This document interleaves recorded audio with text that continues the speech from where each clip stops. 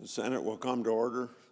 The chaplain, Dr. Black, will lead the Senate in prayer.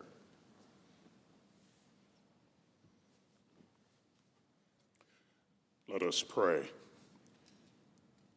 Almighty God, our hope for years to come, show us how to live victoriously each day. Lead us to a place of understanding in spite of challenges and difficulties. Lord, make us more than conquerors because of your power and love. Today, inspire our lawmakers to strive to do your will. As they perform their daily tasks, guide them in the selection of their priorities. Lord, show them your truth so they will be instruments of your purposes. When their light of hope is threatened, renew them with faith in your providence and mercy. We pray in your strong name. Amen.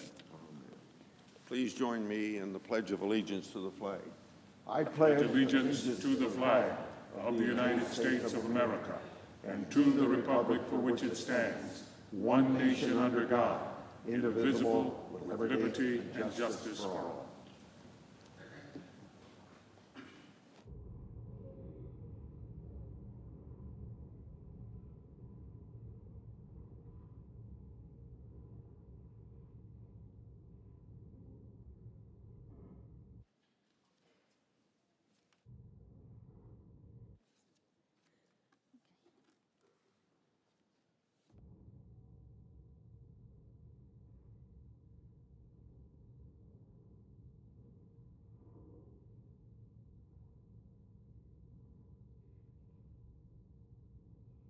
Madam President. Majority Leader. It's now been more than 6 weeks since Special Counsel Bob Mueller, the former FBI director, concluded his investigation into Russia's interference in our 2016 election and delivered his findings to the Justice Department. It's been 2 weeks since Attorney General William Barr made the 450-page report public. This investigation went on for 2 years. It's finally over. Many Americans were waiting to see how their elected officials would respond. With an exhaustive investigation complete, would the country finally unify to confront the real challenges before us? Would we finally be able to move on from partisan paralysis and breathless conspiracy theorizing?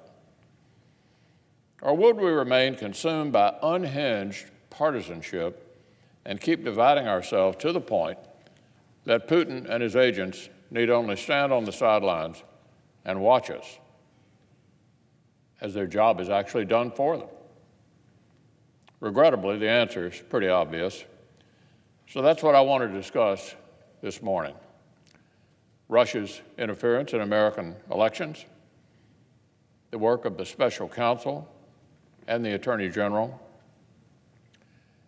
and how we can finally end this Groundhog Day spectacle, stop endlessly relitigating a 2.5-year-old election result, and move forward for the American people.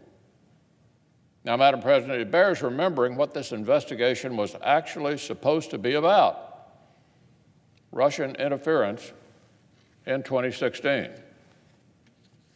For many of the president's opponents, it quickly morphed into something else, a last hope that maybe they'd never have to come to terms with the American people's choice of a president.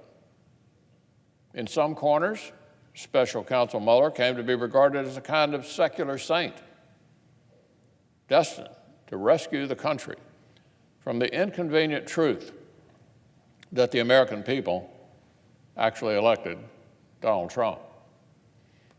For 2 years, many of the president's opponents seemed to be hoping the worst conspiracy theories were actually true.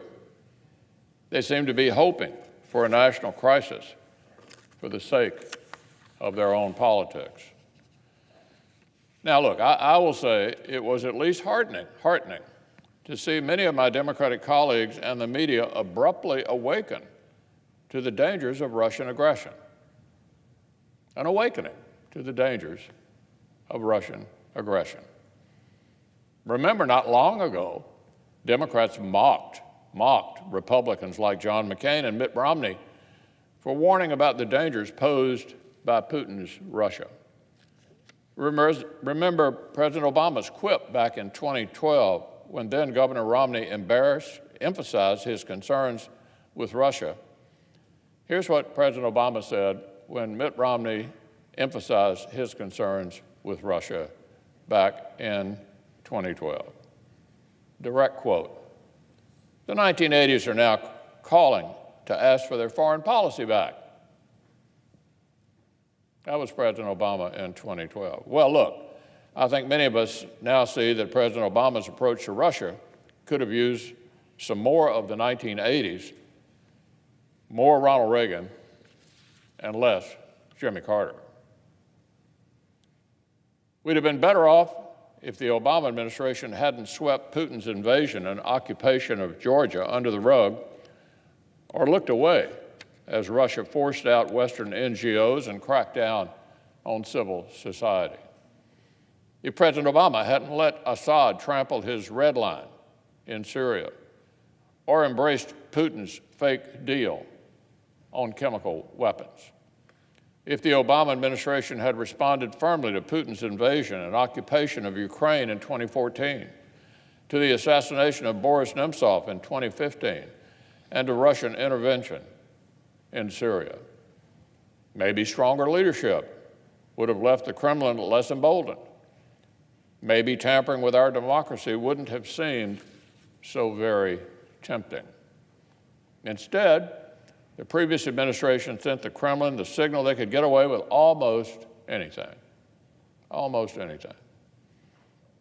So is it surprising that we got the brazen interference detailed in Special Counsel Mueller's report? A concerted effort to divide Americans through social media campaigns, hacking into the email accounts and networks of the Clinton campaign and the Democratic Party. Thanks to the investigation, we know more about these tactics. Thanks to the investigation, 13 Russian nationals, 3 Russian companies, and 12 more Russian intelligence officers have been indicted. These are the people who really did seek to undermine our democracy. Yet, curiously, many of our Democratic colleagues and most of the news media don't seem to really care about that. New insight into defending America, Russian nationals indicted, doesn't seem to interest my colleagues across the aisle. No interest. Just like there's been little interest in the steps this administration has taken to make Russia pay for its interference and strengthen America's hand. Election interference was just one part in Russia's strategy to undercut the United States, and this administration has taken the problem head on. We have a new, coherent national security strategy and national defense strategy that actually take the threat seriously. We have new sanctions. We provided Georgia and Ukraine with weapons to better defend themselves, capabilities the previous administration denied our partners, now listen to this, out of fear of provoking Russia. We've worked against pipeline projects like Nord Stream 2 that would further expand Putin's influence. We've strengthened and reforming NATO so the alliance can present a united front. We've proved Russia's noncompliance with the INF and walked away from a treaty that Moscow had turned into a sham. And the Trump administration has, over Russian objections, twice enforced President Obama's red line in Syria after Assad's use of chemical weapons. Now, with respect to election security, Congress appropriated hundreds of millions of dollars to state governments to shore up their systems. The administration increased information sharing from the Department of Homeland Security in cooperation with the states. And according to press reports, the Department of Defense has expanded its capabilities and authorities to thwart cyber threats to our democracy. No longer will we just hope Moscow respects our sovereignty. We will now defend it. These are just a few examples, Madam President, and there's already evidence they're having an effect. We just had the 2018 midterm elections.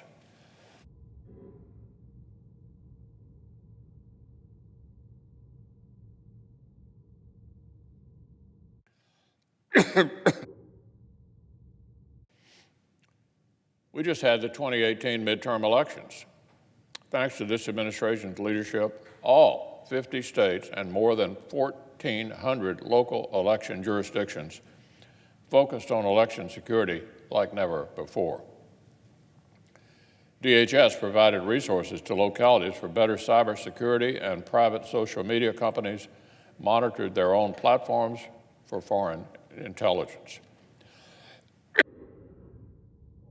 interference.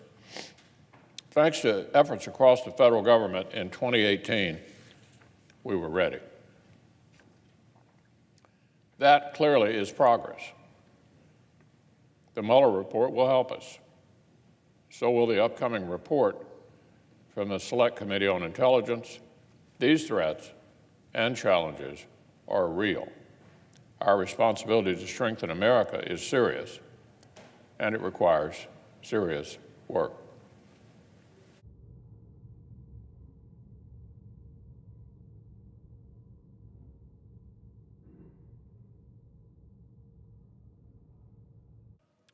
But speaking of seriousness is not what we've seen from the Democratic Party in recent days.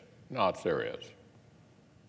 What we've seen is a meltdown, an absolute meltdown, an inability to accept the bottom line conclusion on Russian interference from the special counsel's report, which said the investigation did not establish that members of the Trump campaign conspired or coordinated with the Russian government in its election interference activities. That's the conclusion. 2 years of exhaustive investigation and nothing to establish the fanciful conspiracy theory that Democratic politicians and TV talking heads had treated like a foregone conclusion.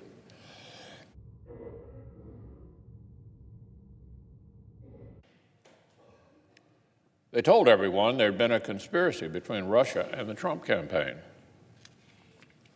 Yet on this central question, the special counsel's finding is clear. Case closed. Case closed.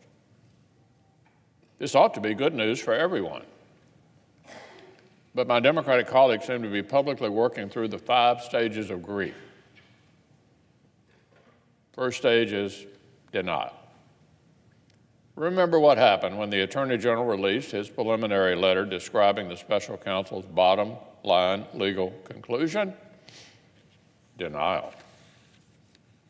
Immediately, totally baseless speculation that perhaps Attorney General Barr hadn't quoted the report properly.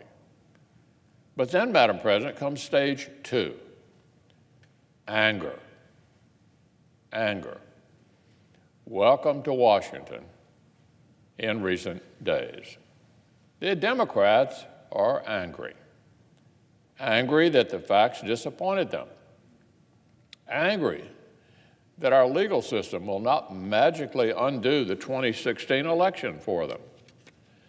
And they've opted to channel all their partisan anger onto the Attorney General. Onto the Attorney General. They seem to be angrier at Bill Barr for doing his job than they are at Vladimir Putin.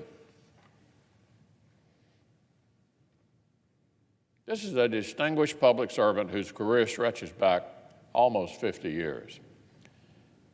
He's widely respected. Nobody claims he has any prior personal allegiance to this particular president. And why are they angry? Why are they angry? Did the Attorney General fire the special counsel or force him to wind down prematurely? No. Did he sit on the Mueller report and keep it secret? No. He quickly reported out its bottom line legal conclusions and then released as much as possible for the world to see. Did he use redactions? Did he use redactions to mislead the public? No. Working with the special counsel's team, he released as much as possible within standard safeguards. So it's hard to see, Madam President, the source of the anger. Maybe our Democrat colleagues are thinking of some strange new kind of cover-up, where you take the entire thing you're supposedly covering up and post it on the internet.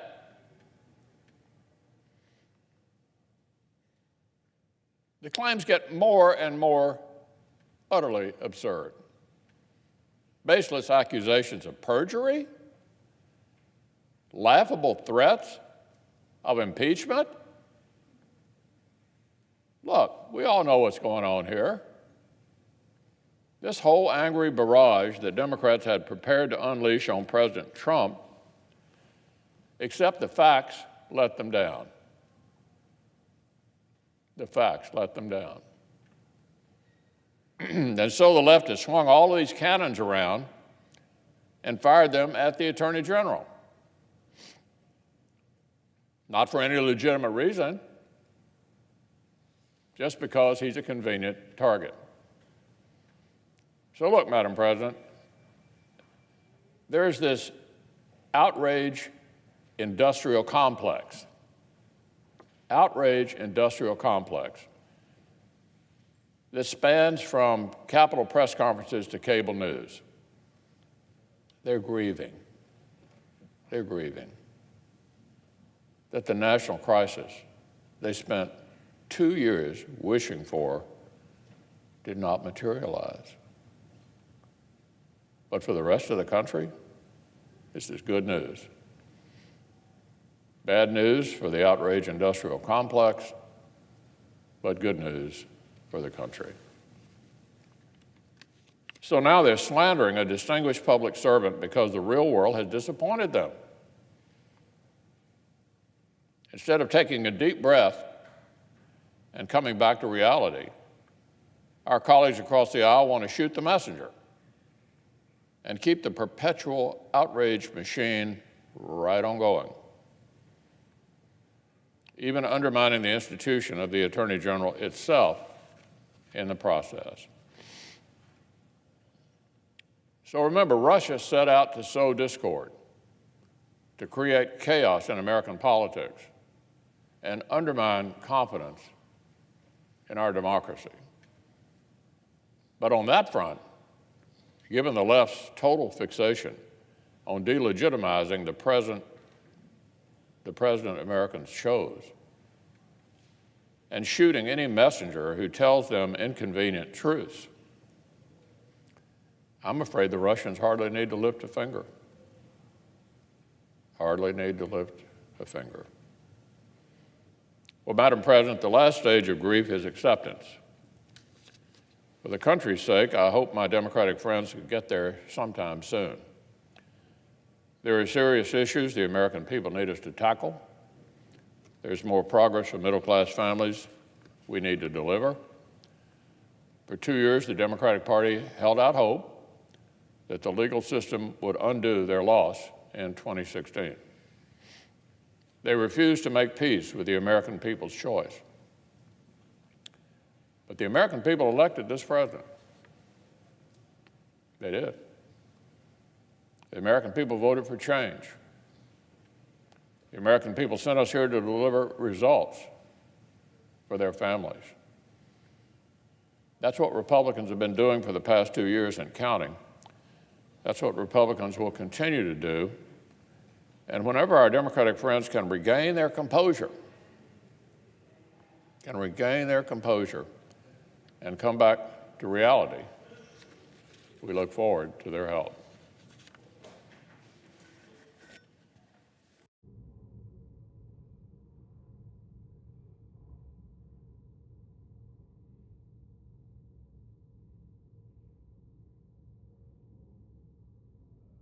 And there are 2 bills at the desk due to second reading and block. The leader is correct. The clerk will read the titles of the bills for the second time en bloc. S. 1332, a bill to set forth the congressional budget for the United States government and so forth. H.R. 9, an act to direct the President to develop a plan for the United States and so forth. In order to place the bills on the calendar under the provisions of Rule 14, I would object to further proceeding en bloc. Objection having been heard, the bills will be placed on the calendar. I suggest the opposite. Clerk will call the roll. Mr. Alexander.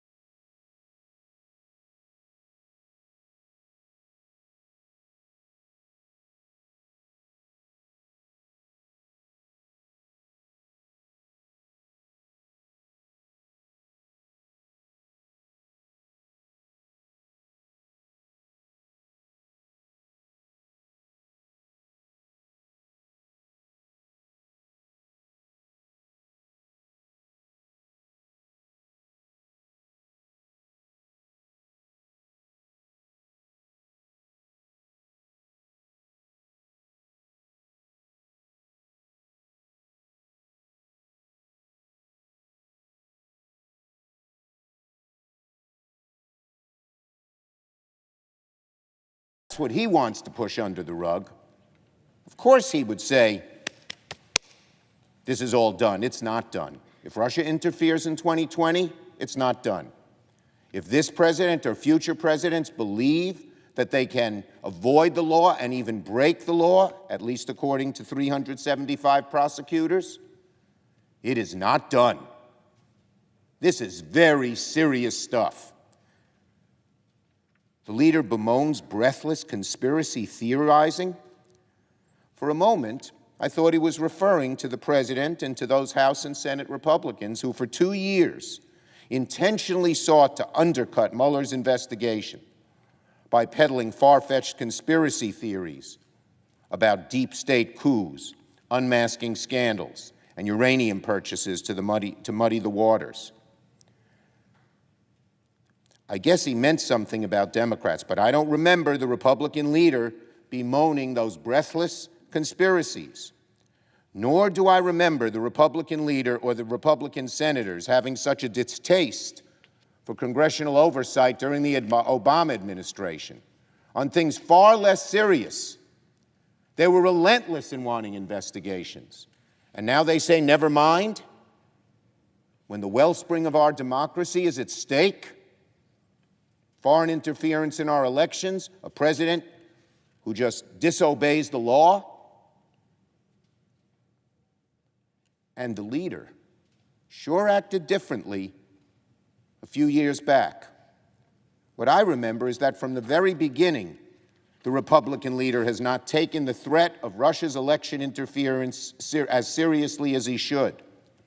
In the run-up to the 2016 election, when the Obama administration sought to warn state election officials about foreign meddling and designate election systems as, quote, critical infrastructure, Leader McConnell reportedly delayed for weeks, watered down the letter from congressional leaders and pushed back against the designation. Yeah, I'd want to sweep this under the rug if I had done that. I wouldn't want to keep talking about it. Despite 2 years in charge of the Senate since the 2016 election, Leader McConnell has pursued additional election security only after being prodded by Democrats, and it's been half-baked at that. Leader McConnell thwarted the Rules Committee from marking up the bipartisan legislation designed to enhance election security.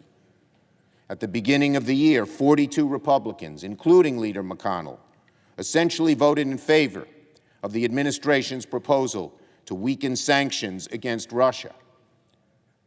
In the last round of negotiations, Senate Republicans blocked our attempt to fund additional efforts to make our elections safe in 2020.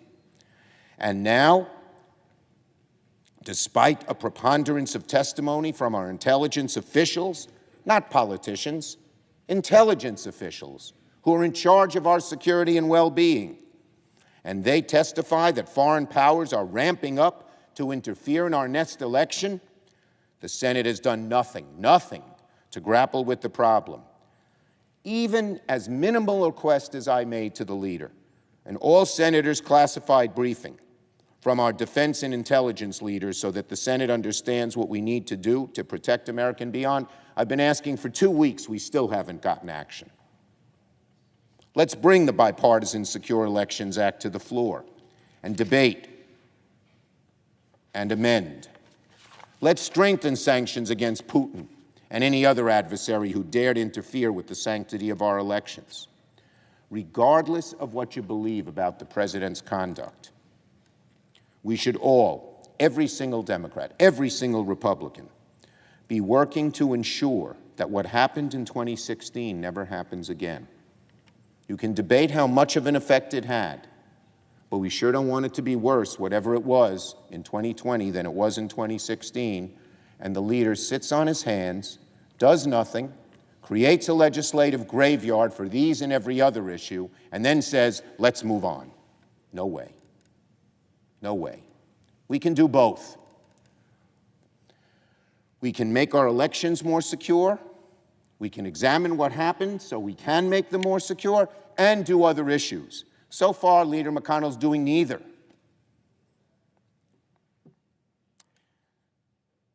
What we have here, Mr. President, is very simple. What we have here is a concerted effort to circle the wagons, to protect the president from accountability, to whitewash his reprehensible conduct by simply declaring it irrelevant.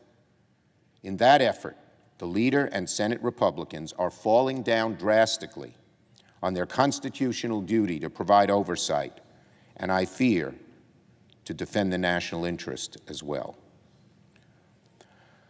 So let me now talk about something related, the legislative graveyard. Leader McConnell says, let's move on and work together. There hasn't been a single bill put on the floor on issues where we can debate, whether it's protecting pre-existing conditions, whether it's making our education system better, whether it's dealing with the problem of high cost of drugs, whether it's doing infrastructure. Nothing. Just appointments have been put on the floor. And nothing has been done on election security.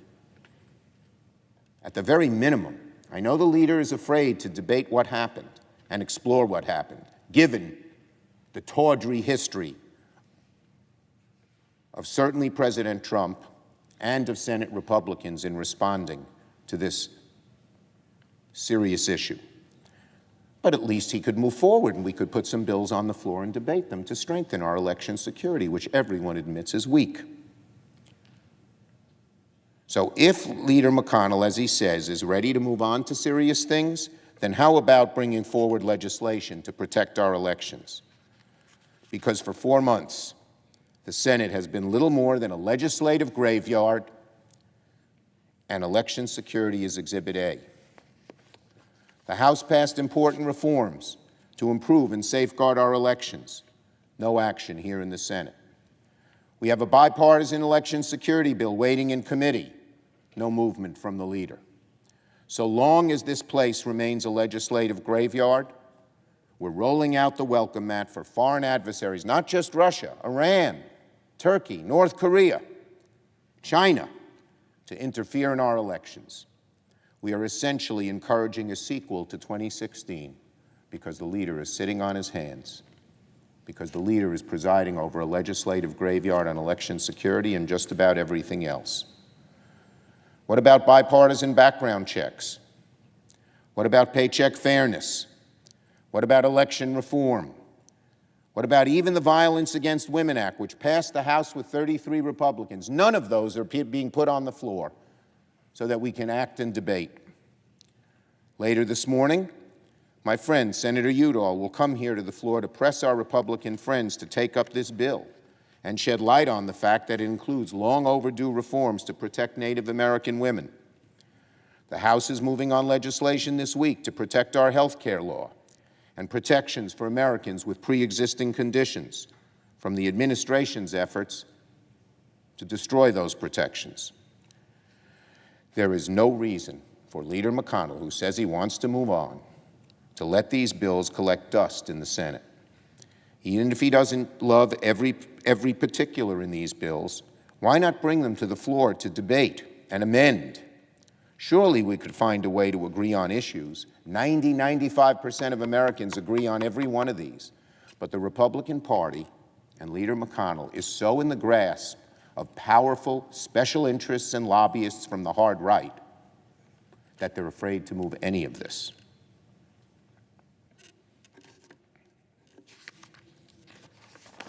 Now on disaster.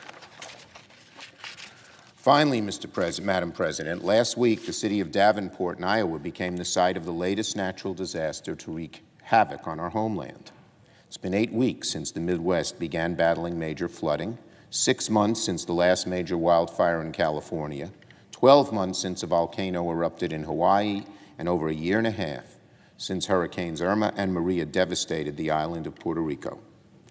But because the President has stubbornly and inexplicably opposed aid to Puerto Rico, a comprehensive disaster package has failed to get the necessary support of my colleagues on the other side of the aisle, of a majority in the House, and has languished in the Congress. And unfortunately, the President continues to belittle Puerto Rico and tell flat-out mistruths about the level of support they're receiving. Just yesterday, the President said the people of Puerto Rico, quote, should be very happy with what he's done to them so far? Well, don't ask me. Ask the governor of Puerto Rico, hardly a left-wing partisan Democrat. Ask the mayor of San Juan. Ask the people of Puerto Rico if they're happy. Don't put words in their mouths. Ask them if they're happy with the support they've received from this administration. Ask them if they're happy with HUD missing its own deadline to advance the release of $8 billion in disaster mitigation funding last week. Ask them, Mr. President, and you'll get a much different answer. No one in the Puerto Rican community is happy with the way this president has treated the island with its 3 million American citizens. He's treated them with contempt. It needs to stop. So, President Trump, if you want to help the farmers in the Midwest, be fair to everyone. You can't pick up and choose. Some of them say, oh, the Puerto Rico isn't spending its aid well. I heard that when we wanted Sandy money for New York. You can say that about any region. In an emergency, no government program will be perfect, but that's not a reason to hold back the money. Instead, send the money and have some oversight. But help the people. They need it. You can't pick and choose which Americans to help. I'd say this to President Trump. As our president, you must represent all Americans, not just the ones who voted for you. I yield the floor.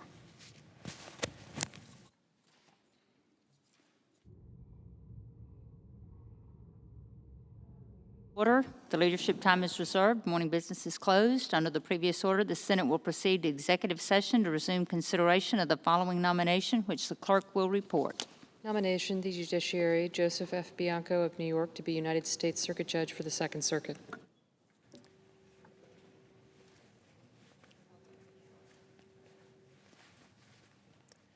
Madam President. Senator from Utah. Madam President, many Americans might be surprised, shocked, and troubled to learn that some of their tax dollars are going directly to Chinese companies, and that some of those dollars even go to corporations owned by the Chinese government, like Chinese banks, Chinese development agencies, and Chinese microprocessor factories. In recent years, in fact, China received $50 million in loans and guarantees, all backed